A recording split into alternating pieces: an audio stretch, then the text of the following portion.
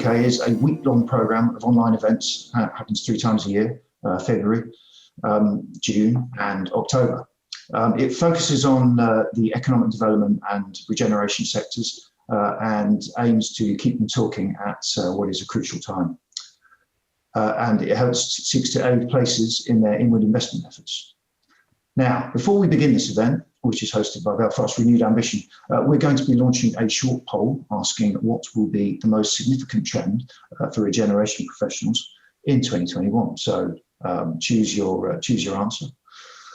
What we do with that is we add together all of the answers that we get over the week, and we produce a grand announcement at the end of it to say what everybody thinks is going to be the most significant trend. So very interesting. Thanks very much. Now, while you're just finishing that off, I will just introduce the session that we're going to have, which is Belfast Renewed Ambition. It's Wayne Hemingway's vision for waterfront renewal. It's going to be run today by the chair, David Elliott from Lanyon. So I'll just hand over to you now, David. Thank you. Thanks, Ross, and good morning, everybody. I'm David Elliott from Lanyon Group. A very warm welcome to this morning's event where, as Ross has said, we'll be hearing Wayne Hemingway's vision for waterfront renewal. Now, this is part of a series of Renewed Ambition webinars, which have been looking at the opportunities which the £1 billion Belfast Region City Deal presents. Part of that opportunity exists in a number of waterfront regeneration projects. And with that in mind, our keynote speaker from Hemingway Design is here today. He's going to be looking at UK trends and how the regeneration of seaside resorts in particular can deliver economic and community renewal. Wayne's going to discuss how the ambitious plans for the 2-mile stretch of waterfront in the coastal town of Bangor on the edge of Belfast will be regenerated through a £75 million investment to reconnect the town to the sea. Now, this investment, which focuses on a refurbished marina and the Ballyholme Yacht Club International Sailing and Watersports Centre, along with other tourist attractions, will sit alongside a private sector £50 million mixed-use hotel, leisure and residential development on the waterfront. Wayne's going to explain how these investments will create a very significant regeneration opportunity to Bangor and how this will set a trend for other places in the future. Now, before we jump into what promises to be a lively session, let me introduce the panel. Alongside Wayne, we have Stephen Reid, who's Chief Executive of Ards and North Down Borough Council. We have Aaron Blackburn from Bangor Marine and Carl Group, which is part of the behind the plans for Queen's Parade. And we have Alison Gordon, who is co-founder of Open House Festival and someone who is at the creative heart of Bangor.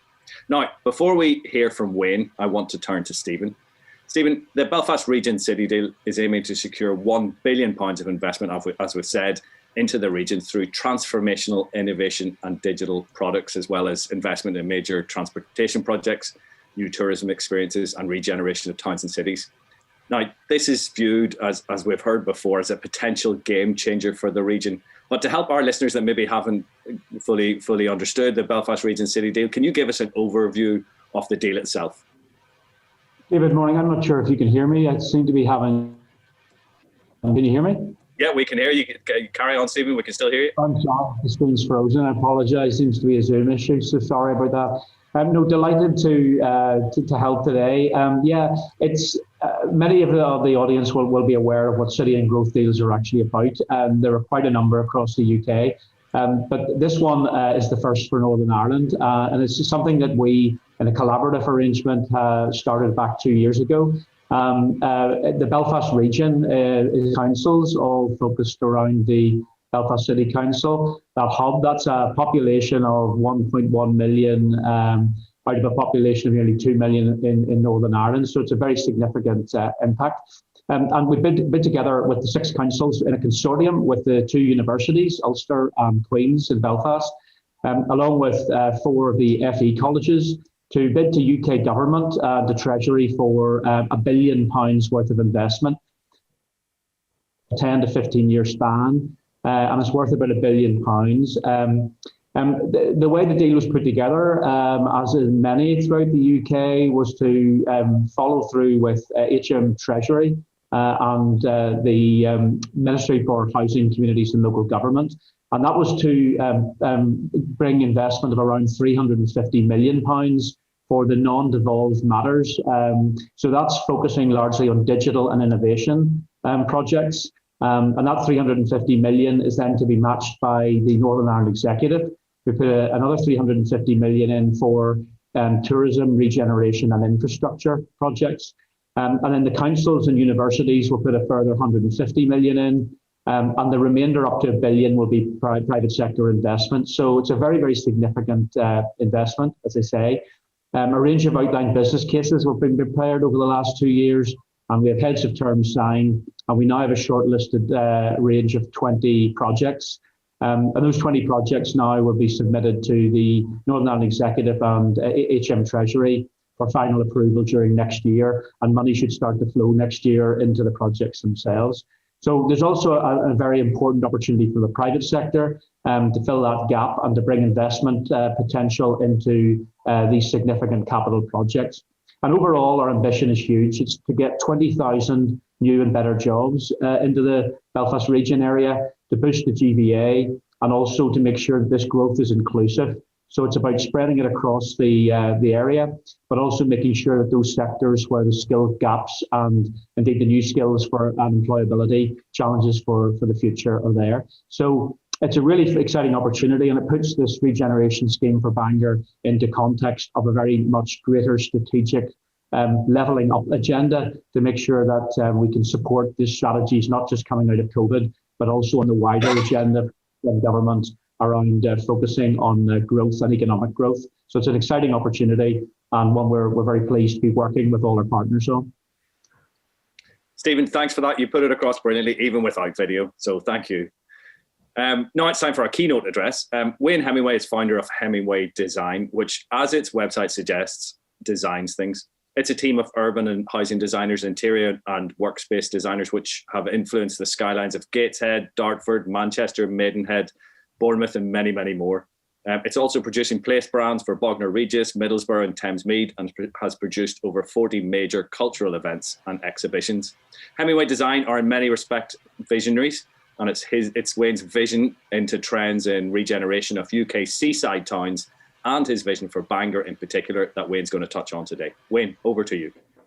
Yeah, thank you. Good morning, everybody. So just to set the record straight, though, it's not just my vision. There's a big team working on this, including the council, including lots of local people, and including lots of Belfast-based companies as well. But I've got the biggest mouth, so hence I'm here talking about it. I want to first of all just talk about some quick trends, which some of you will know, but COVID has changed things, and it's accelerated a lot of things, and it's in many, many ways, a lot of people believe that the British coastal resorts will really, really benefit from what is happening now. I know, obviously, COVID's been an awful thing and continues to be that, but there are always winners, and there's a real chance that places like Bangor can be a winner.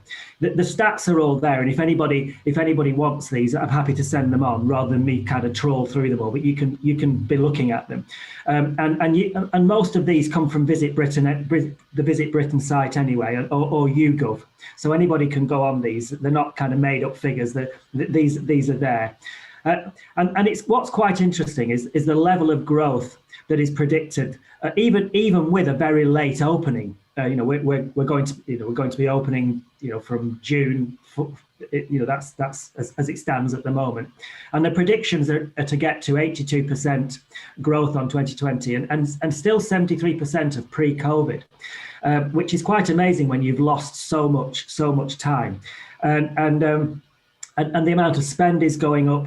But the really interesting thing is that the prediction for domestic tourism between 2021 and 2023 is significantly up on pre-COVID. And the major drive, there's some major drivers of this, which I'll go through. First of all, there's a demographic where people aged millennials, so people aged 25 to 34, which is not millennials, sorry, that's Gen Zs. So Gen Zs and millennials and Gen Alphas are all, there's a trend away from lying on a beach in Torremolinos, in the same way that there's a significant trend away from shopping in the reasons why Debenhams and BHS have all closed down, because they are part of the past. And there is a significant societal shift going on, and it's going on in the direction, it's a very purposeful shift and a very sustainable shift. We've had now, my generation didn't have a David Attenborough on television 5 times a week. We didn't have a Greta Thunberg to look up to. Now we've got 3 generations who have been bombarded with sustainability, bombarded with the idea of provenance, bombarded with the idea of looking after your generation because they're empirically worse off than previous generations. And all of that, it impacts, and it will impact on our towns. So next slide, please. So what are we to consider? Where are the major considerations and the considerations that have gone into the Bangor waterfront ideas? Accessibility, number one. For too long we've forgotten about how many people do have an accessibility issue. So that's got to be ticked off. Active tourism. People are looking for more authentic experience. I've already said about just lying on a beach, in Benidorm or somewhere. You don't get brownie points for that anymore. Influencers are not posting from lying still on a beach, on a crowded beach. That is what we did when it was novel to get on a package holiday. It's not novel anymore. Experiences are what young people want to show off, and it is, showing off doesn't have to be a bad thing. But the internet, Instagram, TikTok, all of those things are about experiences, and so what we are trying to do with Bangor is to think about what are those experiences and how can they be, and how can they fit into accessibility, active tourism. 16 to 34 age group are most likely to undertake a dedicated activity holiday. Now, we keep hearing, obviously you've got to look at all ages, but if you want to look at things for the future, you have to look at what young people want to do, and you have to take them as the trends. We hear all the time about the grey pound and how important that is. But when you look at the average spend of a student age young person compared to somebody who's retired, it is 2.7 times a monthly spend from a student, averaged across, to somebody who is retired. So we've got to, for too long we've been saying we've got to look. Obviously we've got to look after old people. A society is judged by how it looks after old people. When it comes to hardcore economic spend, then we've got to look to what young people want to do. Next slide, please.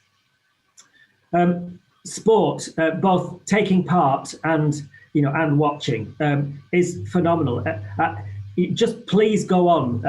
Look at the research figures for the growth in the purchasing and joining of paddleboarding, for example. That's just one sport. But anything around water, 2 wheels, you'll have seen in the news how it's even Halfords have been selling out of bikes. The most commercial of bike shops there's waiting lists. There's been ridiculous waiting lists. You try buying a pair of the coolest and the best at the moment running shoes, winter running shoes, the On brand. You've got a wait for like 8 weeks to get. There are 7 million people have taken up running for the first time in the UK during lockdown. These are not, obviously not 7 million people won't continue doing that, but a good number will. And so bear in mind that most of our ideas most of the ideas we're going to talk about for Bangor Waterfront were done pre-COVID. All of these things we knew anyway, because this was the direction of travel, and COVID has just accelerated that. So next slide, please. Sustainability, I'm sure, if you're on here and you don't understand about sustainable tourism, And 61% are saying now they pay an additional fee to ensure that sustainable tourism standards are met. It matters. It matters to people now. Climate deniers, they do exist, but they're very similar to those people that think you catch COVID from 5G masts. Just complete screwballs. So we have to accept that is sustainable tourism has to be part of it. Next slide, please. And I think we've probably talked enough about active travel. It's the biggest growth. Wherever you look, whether you look in Visit Britain, whether you look on YouGov, whether you look on Ipsos Mori, everything points to that's where the growth is. It's not, and when you say active travel, that doesn't mean going into a noisy swimming pool with kids sliding down slides. That is not active. That is not active travel. The outdoors was and the natural environment was growing.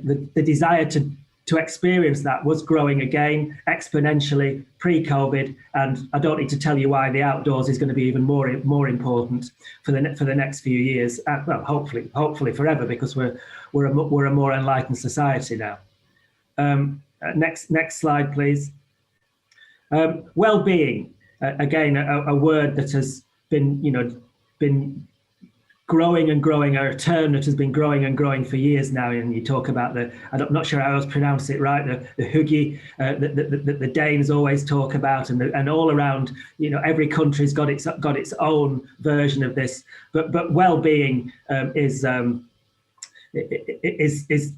growth industry, and that just doesn't mean going to a spa. That's the mental, the emotional, the social, the spiritual, and also when you look at when people say they're going on a well-being trip or holiday, 66% of those are between November and April. Think about that.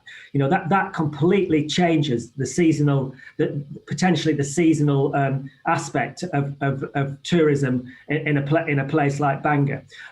The number one, apart from running, the one that's experienced the biggest growth in 2020 is wild swimming. And anybody that knows Bangor, every time I go there, I marvel at those brave souls. Brave, or, well, we could use other words, but obviously they are very, very brave, and way braver than I am, who you always see tugging their boys along with them even I go out running one of my favorite places in the world to run is the coastal pathway either way out of Bangor, and you see so many people out there, not in wetsuits, I hasten to add. Again, crazy, but they're there pulling their boys along in the semi-dark with a little flashing light on top, and you can see how that's growing. Every time I go, there are more and more people doing it, and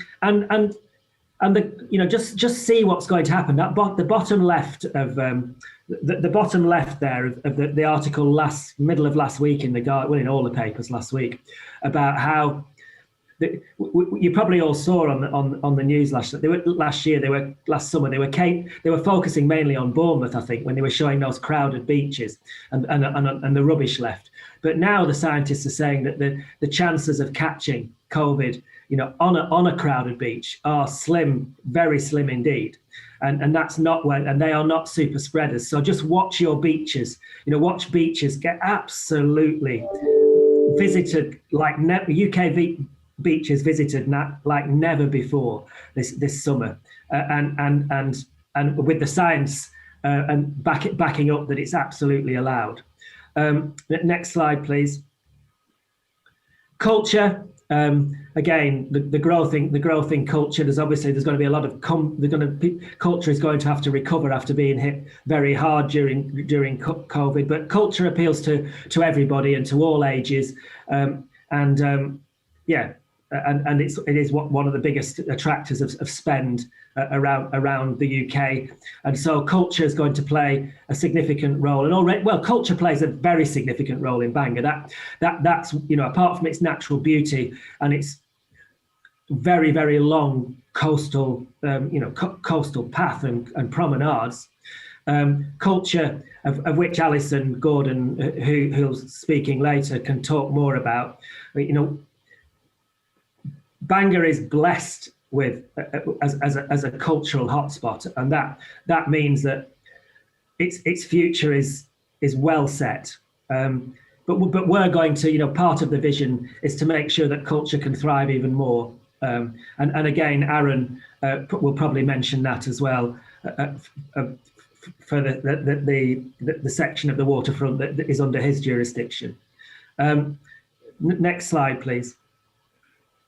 And technology, we've got to make sure that, some of the things Bangor's already been doing some really interesting things with technology, just simple things that appeal, like a bin that you put your plastic in and tells you how much plastic you've saved from going in the ocean and how it's collecting and bins that are collecting plastic from the bay there. It's just, so all of that things count. You tie in your technology to your active travel, to your sustainability, and anyway, we'll go past that to also run out of time. So next slide, please. And obviously I've mentioned this, but post-COVID mask-free breaks. Where the hell are you going to have these unless you go to a mountain, to the hills, or to the coast? So come on, Bangor, you're well set here, because mask-free holidays, are going to be just a very big thing. Next slide, please. So very quickly, just some successful coastal towns that we've been working on. I'm going to absolutely fly through this because you can look on our website for more about this. We've been working a lot in Lowestoft. Now, Lowestoft is in a way worse position than Bangor. I mean, it's been downtrodden. Lowestoft has been downtrodden for a long, long time. It's lost everything that it had in terms of its mojo. But what we've done there is we created a festival there called First Light Festival, which takes place every summer on midsummer. It's Britain's most easterly beach, therefore it gets the sun on Midsummer's Day. The sun hits this kind of mystic sun of Midsummer's Day in Britain hits Lowestoft Beach, this beach here. The first place it hits Britain on Midsummer's morning, the longest day, the shortest night. So we worked with the council on starting a festival called First Light Festival, which has effectively become the place brand for Lowestoft. And we do a 24-hour festival that starts at 12 o'clock on Midsummer's Eve, that must be, yeah, and Midsummer's Eve, and finishes at 12 o'clock on Midsummer's Day, and it goes right throughout the night. And we had 40,000 people on the beach there for the first one, and we're doing it. Well, this one is on the day that the lockdown ends, so we might move it 1 week forward. We might be brave and not do it on, but anyway, you don't need to know that. And then from that, a whole series of really interesting things are happening in the town based around First Light. The repurposing of some strange buildings on the promenade, like some fake Victorian, that one that you can see, which is being turned into an all year round kind of mini festival venue with a food hall and everything. And next slide, please. And we're behind all of these, by the way. Scarborough is in a way we're working in Scarborough, doing a lot there, but in a way it's very similar to Bangor in that it's just very simple. We're just taking. This was a fishing, and it was a car park really it was basically a car park that stuck out into a harbour arm that was used as a car park, and we're turning that over now and the industrial buildings on it into a public space with spaces for markets to pop up, with an outdoor, all year round outdoors sitting out food facility, which, as you've seen, the idea of sitting out, and if another good thing that COVID has done is made us more like similar latitude northern European countries, in that we are willing to put a coat on and sit outside rather than moan that it's cold. So that's what we're doing in Scarborough. And next is Morecambe, again, festivals, repurposing through culture, swimming pools that they can't afford to actually make into Lidos again. Next slide, please. And Boscombe in Bournemouth, where we're taking, again, where we took derelict 1950s they're all beach huts, the top left-hand thing, and turned it into cafes, surf centres, and vertical beach huts that you can stay overnight in, and it's been just a wonderful success, and it's definitely the coolest and the most popular part. This was Drug City. This was a beach that nobody would go to. The toilets had to be closed because it was just a place where drug addicts hung out. Now it is just definitely without doubt the coolest part of that coast, and it's been done through creativity, through culture, and through repurposing, and not a giant. There's no, as you've noticed, there are no giant visitor attractions here. These are all people-friendly things. Right, now on to Bangor. So the vision is really simple. You've got is it 2 miles or 2 kilometres of waterfront? I've got a mind blank. One of them anyway. Two somethings, and it's basically 2 miles. I'm pretty sure it's 2 miles. And what we wanted to create along now, but if you came into the town, which it's not immediately obvious. If you got off the train or parked in the centre of town, it's not immediately obvious how blooming amazing the waterfront is, because as you can see on the dotted line map, it twists and it turns, and also it's in parts it's very inaccessible. It narrows. There are no room for cyclists. You would even struggle with a pram or a wheelchair in parts. So that was why I said earlier, accessibility. But we want to open all of this up, so because having that big a waterfront, but you've got to make. There's no point just having bookends at either end. So the whole thing was about having what we call mind, body, and soul, and creating a string of pearls that pop up. Well, they don't just pop up, they exist and will remain there with pop-ups in between all the way along. So you can find surprise and delight, you can socialise, there'll be art and culture, there'll be sport and active life all the way along, and something for absolutely everybody, whether you want to sit on a beach, whether you want to be active, whether you want to have a tea or a coffee or a decent meal, or whether you want to go and get sporty, or whether you want to do things with kids. It's all there. It's got to be all encompassing. Next slide, please. So just that's just a bigger map, and to show you the complexity of it and the detail, and where we have hotspots, where those big coloured stars are. They're where bigger things happen, and yeah. Next slide is fine. So I'm going to start now from west to east, and the skipping stone area, which I absolutely love. And if you look on the left, those pictures on the left-hand side, that's what it is basically. It's at low tide there are beaches, at high tide there are rocks, and there are already. This is where some of the wild swimming is done, and probably more of the wild swimming. And what we did is we asked people, did they need it improving? Because I've noticed myself that, number one, it's very slippy, and you'd have to be pretty stable, and to get down and get in the water, and also not have a fear of cutting yourself and all of that kind of stuff. So it came back. We did loads of public consultation, and what came back clearly was wouldn't it be a dream if we had some showers, hot showers, sustainably done by solar, and if there was some kind of platform that could make it safer for us to get into water, and some steps, and then some benches where we could sit and bring our food and possibly have a barbecue. Well, why not? I mean, how that's not an expensive, on the scale of of money that you can spend on creating something that fits where society's going. Have it. So that's where we start, and then as you come down, as you head west, that's where you come to Picky Park, which is an existing, very low key but lovely and right for the times children's family amusement park, but without big roller coasters and all of that stuff. And they, we talked to them. They want to expand and have more naturalistic things, to expand their paddling pools and all, and their water splash areas and all of that. So so let's go on to the next one.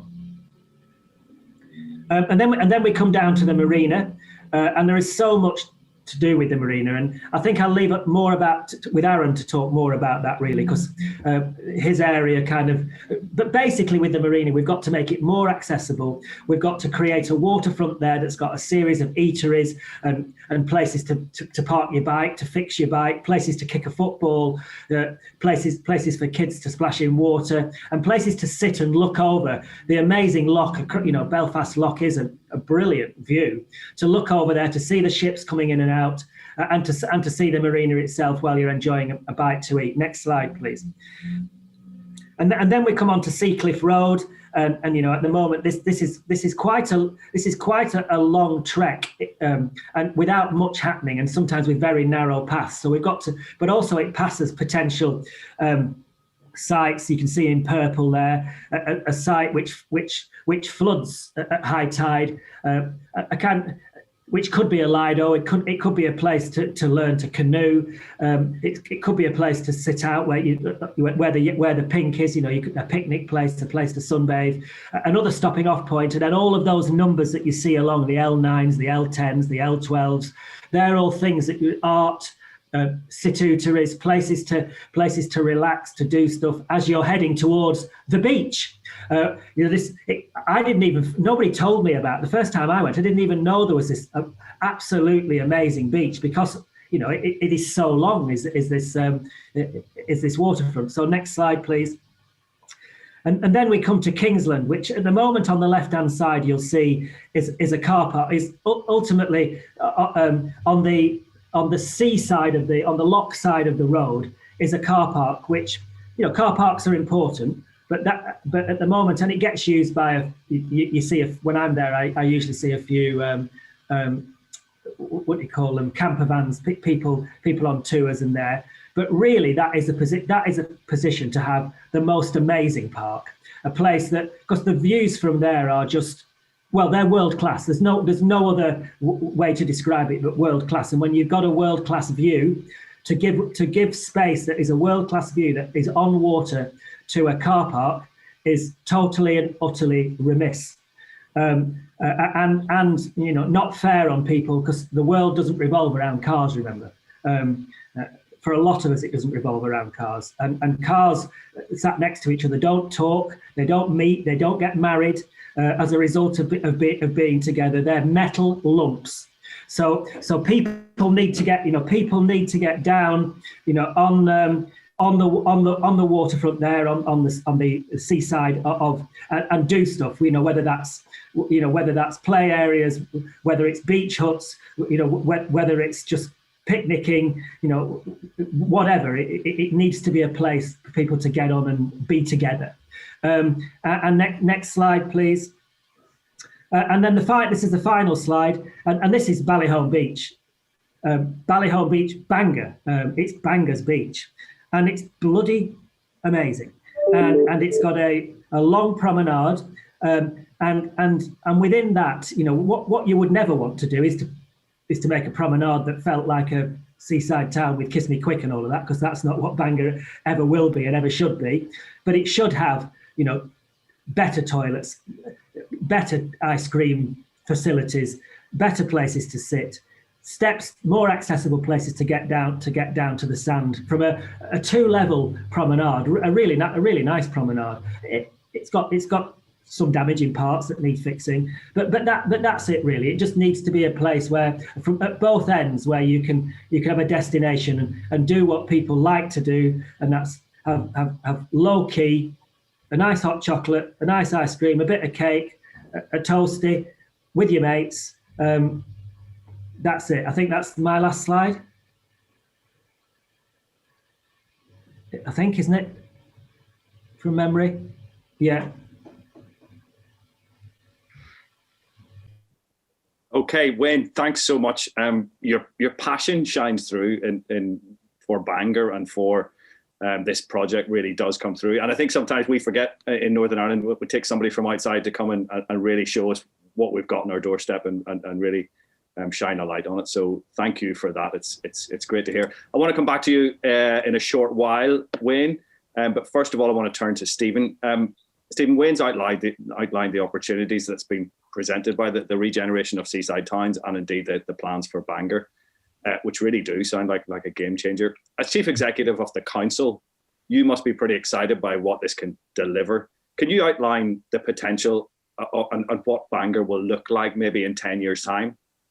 Yeah, thanks, David. Hopefully you can hear me and see me this time. So my apologies for the technical issue. No, you couldn't not be inspired by Wayne. That's why we've been delighted to be working with Hemingway Design over the last couple of years, along with the developer Bangor Marine, to try and come up with this inspirational vision. And like, that's a place I want to go to. That's a place, I want to live in, I want to invest in, I want to spend a lot of time. And the challenge for Bangor, as Wayne has outlined, has been like many other coastal resorts and towns in Britain and Ireland over the last sort of 50 years have seen huge decline, huge economic deprivation, high streets crumbling in dereliction, vacancy rates very high, a shift to out-of-town shopping. And they've struggled in many ways to try and re-find themselves.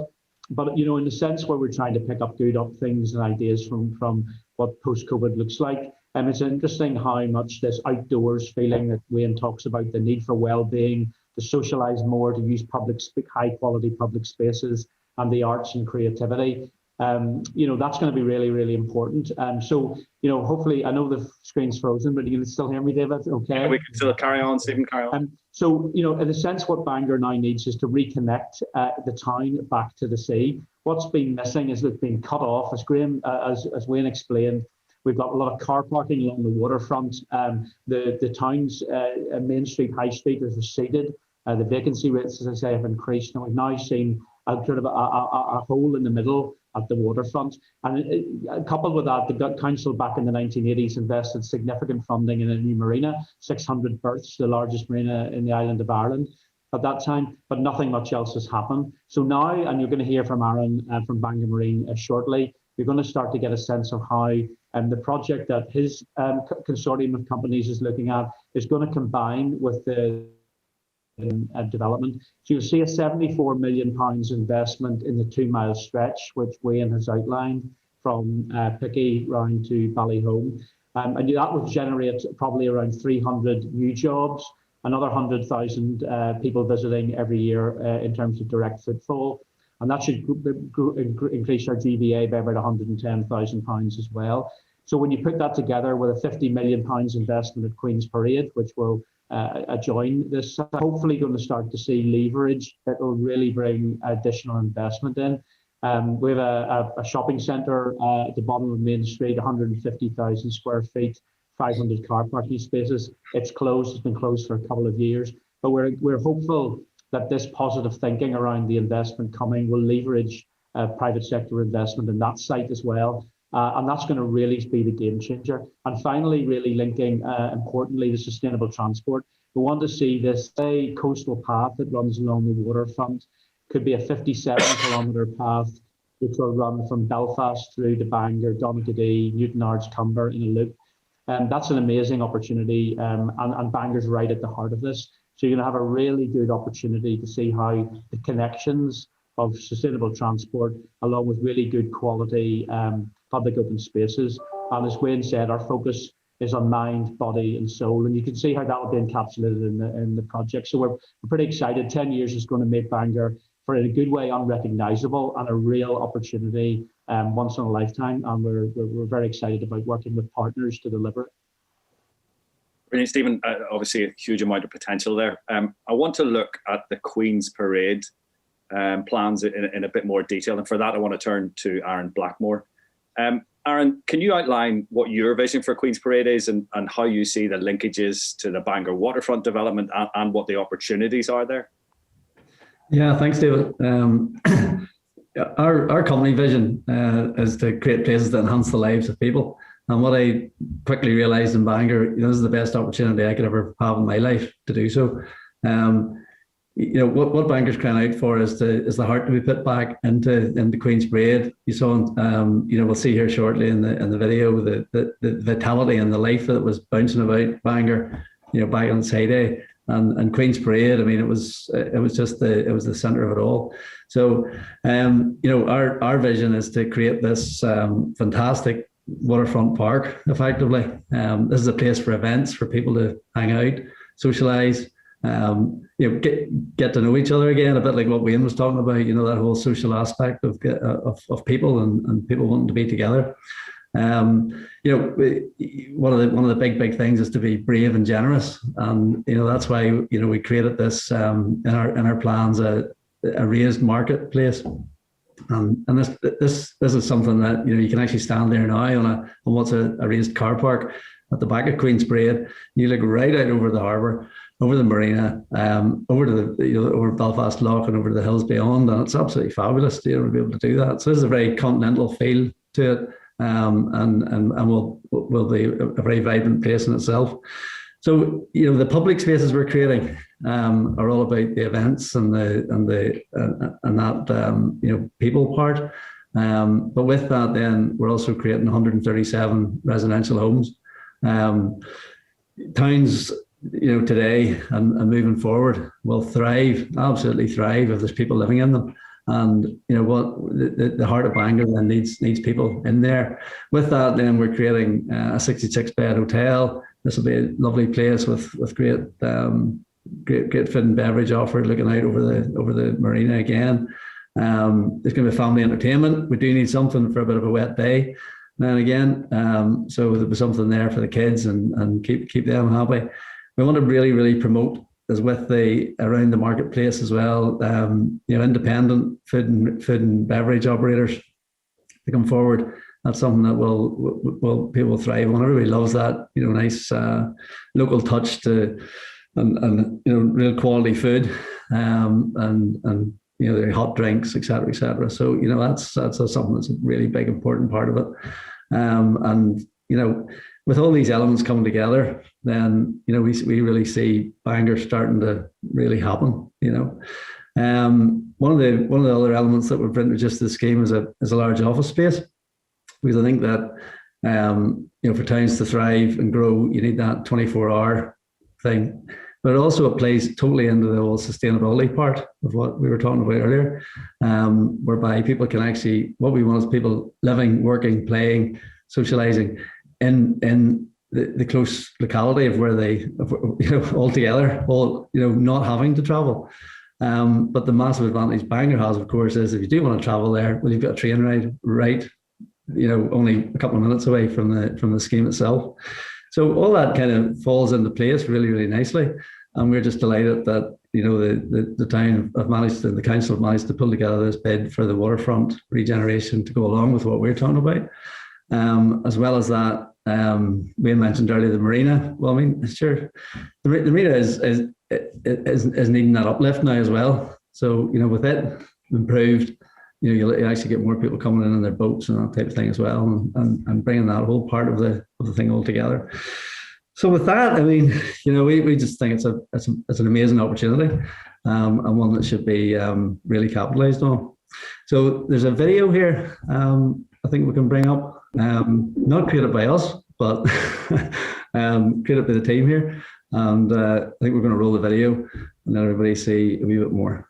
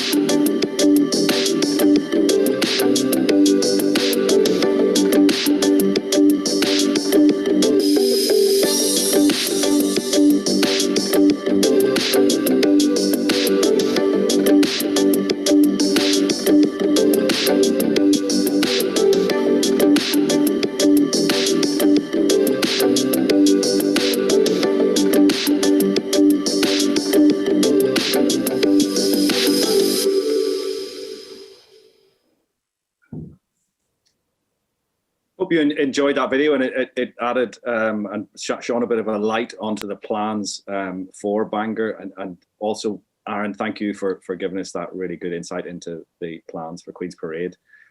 You'll have noticed through the video, you'll have noticed through what Wayne has said and what Aaron has said and what Stephen has said, that arts and culture are central to the plans for Bangor, and that maybe makes it slightly unique in many respects.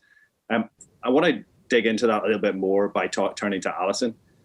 Alison, we've heard that the vision for Bangor is about connecting the sea back to the town and creating a space for families, visitors, businesses, and in particular, the creative sector are drawn to all of that.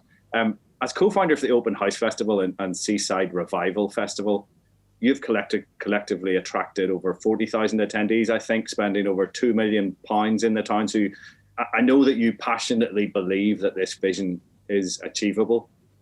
Open House is one of the key partners in this, the plans for this, and you're now moving from not only delivering major cultural events, but you also have plans to regenerate the old courthouse in Bangor. Can you fill us in a bit more in the detail of that? Yes, thanks, David. Those figures you quoted, those are annually what we bring to the town in terms of around 40,000 visitors and over £2 million of spend locally.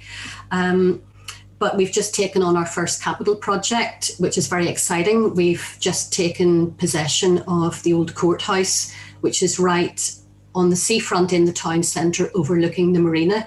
It's one of the most significant buildings historically in the town. It's 150 years old, listed Victorian, beautiful building, and we're about to transform it into arts and cultural centre for the town. So we've taken possession of the building through a scheme called Community Asset Transfer, and we're the first one in Northern Ireland to go ahead. It's where vacant public buildings are given over to community organisations to use for public benefit. We've raised £1.3 million for the restoration and development from various funders, including National Lottery Heritage Fund, Department for Communities here in Northern Ireland, our local council, and also significantly from local residents who've donated through a crowdfunding campaign.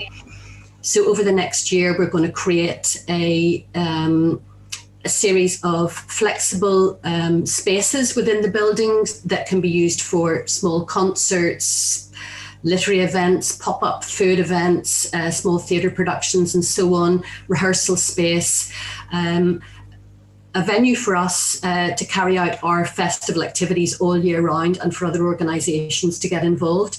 But very excitingly, as part of this waterfront plan, as part of the Belfast Region City Deal, the bid includes a phase 2 for the courthouse, and that will be a large extension into the rear yard, which will create a big multi-purpose performance space that can accommodate up to 500 people standing. And that's really exciting because, you know, as the third largest town in Northern Ireland, we don't have a dedicated arts venue or music venue or civic theatre, and we're hoping that this venue will support all the aspirations of local people and be a home for our burgeoning creative community. And I mean, one of the strap lines we use is the Brighton of Northern Ireland. That's what Bangor can be.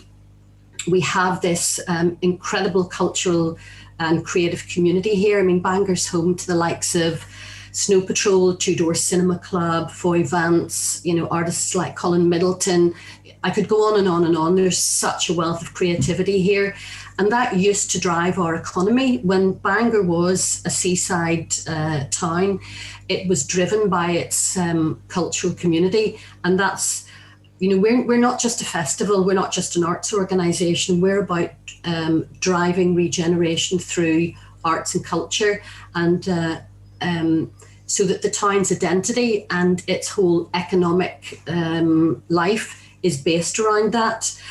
And we think that that's going to become a reality. And we know from working with local businesses, retailers, hospitality providers, accommodation providers, and so on, that arts and cultural events, and hopefully our venue, will bring local people back into the town centre and down to the seafront, and attract people from outside the town to come there as well.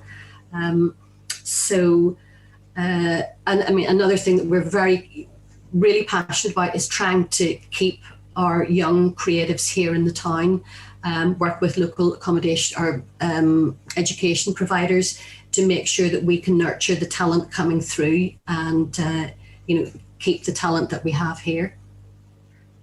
Super, Alison. I think it's great to see that this sits central in the plans for the town, and anyone that's attended the open house or indeed Seaside Revival, knows we're in great hands with you and some of the other visionaries within the town itself when it comes to arts and culture. Wayne, could I bring you in just for a second?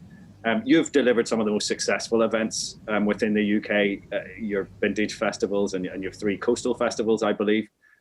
How important are festivals and events and indeed arts and culture in the Bangor waterfront plans? Well, we're creating, well, the spaces are already there to have events. That's part of the reason why Open House have been able to be so successful, because it is there are natural spaces to do events. So that's great. But also they're being enhanced, through the Bangor Marine scheme. And the reason to do this is because I think we haven't really talked about the economic impact of events, but they're phenomenal. I think it's something like for every pound festivals, community festivals of which these are, for every pound invested, bring between £8 and £9 back. Now, for example, we do economic impacts on all our events, and the Morecambe event always brings in, just in that weekend, £1 million of spend into the town, and in First Light it brought 1.5 million just in that one day. But then it's more than that, because that's great, that immediate money is great, but the most important thing is about place branding. Events get talked about, they get photographed. I talked earlier about, that these photos on Instagram get spread absolutely everywhere, and they impact they impact much further. They can impact on somebody deciding that they want to set up a business in the town, that they want to go and live in the town. And they impact way outside of the people who attend the festivals. Festival, you only have to look at the word festival brings a smile to people's faces. You'd have to, there are people, who don't like people having fun. Obviously, they exist, but most people like to see other people having fun, and that's why the word festival brings a smile to people's faces and brings people together. We've said enough about it, really. No, I hope we're a nation that likes to see people having fun, at least. Oh, every nation has its cudmungers. What do they call those people who? Naysayers. Yeah. Aaron, over to you. What do you think? How important are the live events to Queen's Parade? Because it's important that developments such as this have places to bring people together and enjoy themselves, as Wayne says. Oh, they're hugely important to it. Bangor will be a thriving and thrive again, but with events on top, it's just going to be buzzing. This is what brings the footfall. It's the events that bring the footfall. That's what encourages, really exciting operators to set up, entrepreneurs to start new businesses, for to feed that whole culture that goes along with it. So one feeds off the other. It's absolutely vital. It's those big buzz days are what feeds the town. So we're all over it. That's hugely important. Alison, in your role, what is the role of the creative industries and arts in this development? Wayne's talked about there how much money they can bring to to Bangor. What opportunities does that present for the residents of Bangor? We hope that there will be increasingly jobs created in the creative sector. Bangor is at a tipping point, I think. It's a town in transition, and a lot of the things that people that have been negatives in the past are now opportunities. Empty retail units, buildings ready for redevelopment or for repurposing. We can see lots of creatives already starting to do things, little businesses popping up. it really does feel like a town that's full of opportunity, and it has to be done right, and local residents involved in shaping the future of the town. Super. I think Technical issue there. Back issue. Wayne, I know you have to pop off slightly early. I wonder if you could just give us just a summing up of how, what you're most excited about the plans for Bangor. The thing that excites me the most is the fact that, number one, there's a groundswell of support. There obviously nothing's going to please. There are things that won't please everybody, but all the way through we've had support because. And then secondly, it's not starting from a standing start. The fact that open house are there, the fact that it's got intrinsic beauty, it's all there. The jigsaw is all there. And then there's a significant regeneration scheme going on with what Aaron's been talking about in Bangor Marine. So there's that as well, which brings another new story. But most of all, the thing that excites me, and this is the council, that they, from a very early stage, recognised that this wasn't about a big bang solution. This wasn't about having, yes, and in the future it'd be great if there was a great art gallery there on the front and all of that kind of stuff. But there was this realism that this string of pearls, this mind, body, and soul, that this was the brand in inverted commas. This was the vision behind it, which is a set of low-key things that don't have to all be delivered at once, but can be sequentially delivered, and that is more likely to happen because there are too many big ideas that never happen because the idea was just too big and too impossible to deliver in the first place. This is deliverable, totally and utterly deliverable, and will create value along a very long stretch. Brilliant. I'm gonna love you and leave you anyway. Cheers. Thanks very much, Wayne, for your input today. Yeah. I just want to. Our time's nearly up anyway. But I want to just finish on Stephen. I think we can turn to you and just maybe pose that question again. What are you most excited about as Chief Executive of the Council? As I say, these are really exciting plans, and it must hold such potential for the town and for the Borough and for Northern Ireland.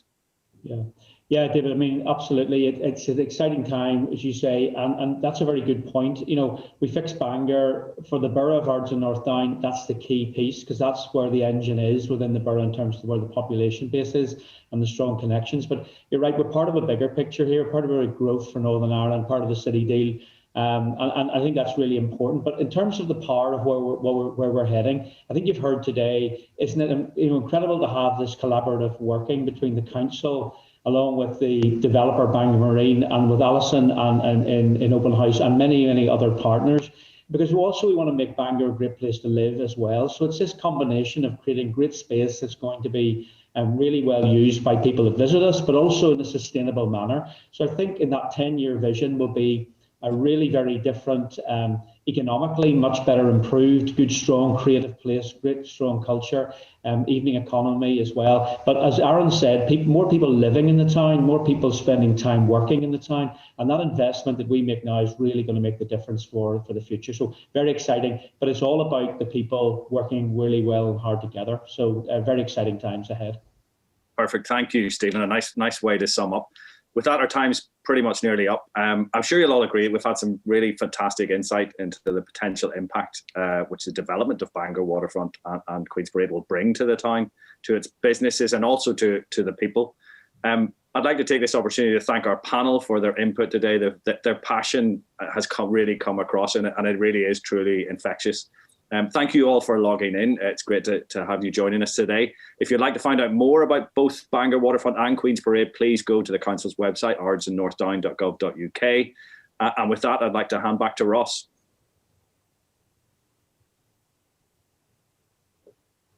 Well, thanks very much, David. And thank you to all the panelists for a really interesting session. Really enjoyed that. Thanks very much. I'm just noting that there's a few questions in the Q&A that haven't been picked up, just to reassure those people that those will be passed to the Renewed Ambition team, and they'll be in touch directly to answer your questions. So thank you to the panel. Thank you to Belfast Renewed Ambition, and thank you to all the attendees. This is our first real estate live session for today. As I said, the next one is at 11:30 with the British Property Federation. That is planning for recovery. We've also got a session about the Gatwick Diamond, on which you'll see me again, and then we finish the afternoon in Suffolk, perhaps at first light at Wayne's Festival. That would be nice, wouldn't it? And there's more tomorrow, including Waltham Forest and a session on postmaking. Just see the website realestatelive.co.uk and book in. Thanks very much for joining this event. We look forward to seeing you at another Real Estate Live UK event soon. Thank you very much and goodbye.